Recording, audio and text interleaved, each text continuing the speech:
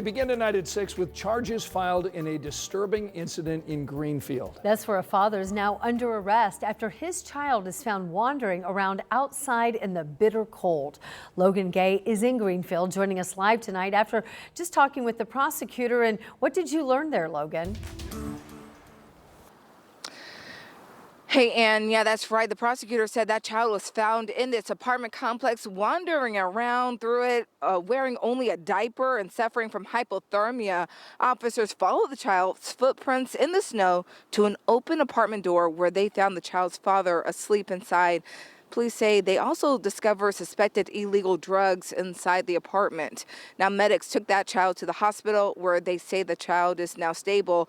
Prosecutors charged the father with 2 counts of neglect of a dependent. The Hancock County prosecutor says a judge set the father's bond at $30,000 cash and emphasized the teamwork involved in the investigation.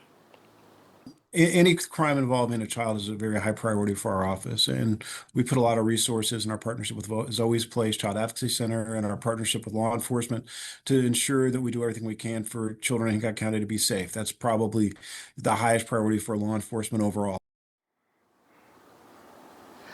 Now, the Hancock County prosecutor says the father's pretrial conference is set for February 6th, while the trial should be in June. Ann, back to you. All right, Logan Gay reporting for us tonight. Thank you. Tonight at 6, a Danville man is now charged with attempting to share inappropriate pictures with a minor. Earlier this year, a video went viral appearing to show a popular YouTuber confronting Levi Garrett for allegedly communicating with what he thought was a 14-year-old boy. The Marion County Prosecutor's Office tells us it opened an investigation after being made aware of that video. The prosecutor says an investigation found Garrett allegedly sent sexually explicit pictures to what he believed was a child. If found guilty, Garrett faces up to 2.5 years in prison. Angela? Scott, mainly clear temperatures right now for most of us in the 30s to near 40 degrees. We have 40 in Terre Haute, 38 Greencastle, 36 Indianapolis, but all the way down to 28 in Richmond. These temperatures, by the way, up 10 to 15 from this time yesterday, so the warming trend does continue.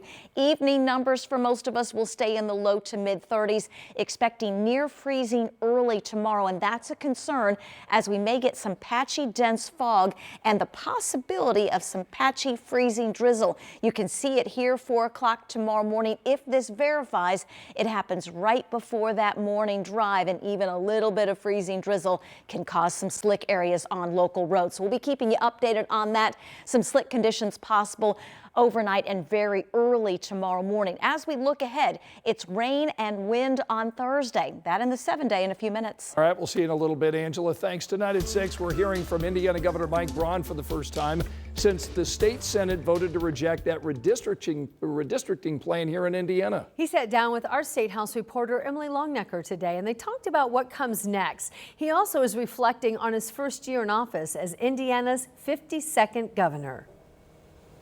Well, we asked Governor Braun about an issue that has dominated this building for the past 4 months, redistricting. Governor Braun said he didn't think it could be resurrected this session, and it was instead focusing on issues under his control. Some of the issues the governor said he wants to focus on were the cost of health care and electricity. We also asked Governor Braun about the future of data centers in Indiana. This past year saw large protests from local communities that didn't want data centers setting up in their neighborhoods. Residents expressed several concerns, among them the massive amounts of power and water data centers use. The governor called data centers a bona fide issue, saying they're not meant for every community. I think when it comes to data centers, obviously they're not going to work around areas that have lots of population. One just failed on the east side of Indy. Another one faltered up north. But I think they're going to be half of our 70 to 75 rural counties that would look at it as a blessing, and some have already come here. So I think data centers will go in places where it'll have an immediate impact on lowering property taxes, places where they wouldn't have the infrastructure to support a large company coming in with a lot of jobs due to the educational and healthcare infrastructure. And so I think they will have a place. But The people that are wanting them, hyperscalers, are going to have to make sure they pay for it and then put electrons back onto the grid. And that would be a perfect win-win for a lot of our rural counties that are looking for what their next act is going to be. And Governor Braun said one of the accomplishments from his first year in office that he is most proud of is the restructuring of state government. Braun restructured his cabinet, so instead of several agency heads reporting to the executive branch, they now fall under 8 major policy areas. Braun said that helped make operations leaner and more effective while spending less to do it. At the Indiana State House, Emily Longnecker, 13 News.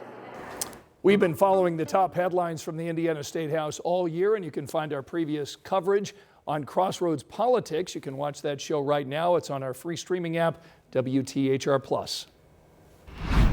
Tonight, we're getting a lot clearer picture of how immigration enforcement in Indiana is comparing to the year prior. So far, there have been more than 2,800 immigration arrests under the Trump administration. That is more than double the nearly 1,400 arrests under former President Joe Biden. And this data comes from our partners at the Capitol Chronicle. Despite the rise in arrests, records show a fewer percentage of those arrested that already had criminal convictions. Just 38% compared to 45% last year. And now to the north side in Hamilton County, Carmel specifically, and that's where Carmel police have new technology now, is to warn drivers when officers are responding to an emergency nearby. This is called Pursuit Alert. Tonight, our Jenny Runovich shows us how it works.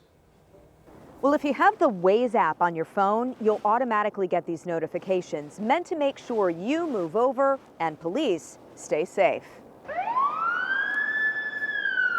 When Carmel PD is headed to an emergency, in a police pursuit, or on a traffic stop, drivers nearby now will get a new heads up to slow down and look around. A warning through the Waze app. Essentially to give notifications to the motoring public that there's an emergency vehicle in the area. The technology is called Pursuit Alert, added to patrol cars in Carmel about a month ago, the first community to do so in the Midwest. Police say it's meant to protect drivers and officers from danger.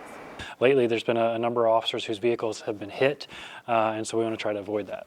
So here's how it works. As a driver, you'll get an alert on Waze if there's a patrol car within a 1.5-mile radius, similar to this, which CPD shared on social media, a warning about moving over or a pursuit in progress. It actually moves kind of the radius of where the emergency vehicle is. So if there's an emergency vehicle on the move, whether they're running lights and sirens or getting ready to make a traffic stop, it's going to tell you that that's in your area, and it's going to kind of move with you.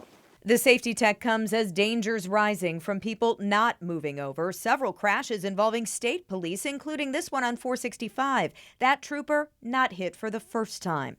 The first time, second, third, it's actually the fourth time.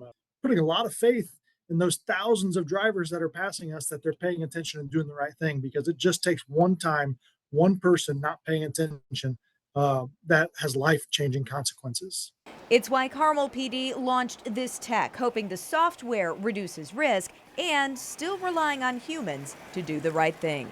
In Carmel, Jenny Runovich, 13 News. Carmel police tell us this technology costs about $23,000. It's not paid through tax dollars, but they use money from the department's seizure fund to fund that purchase.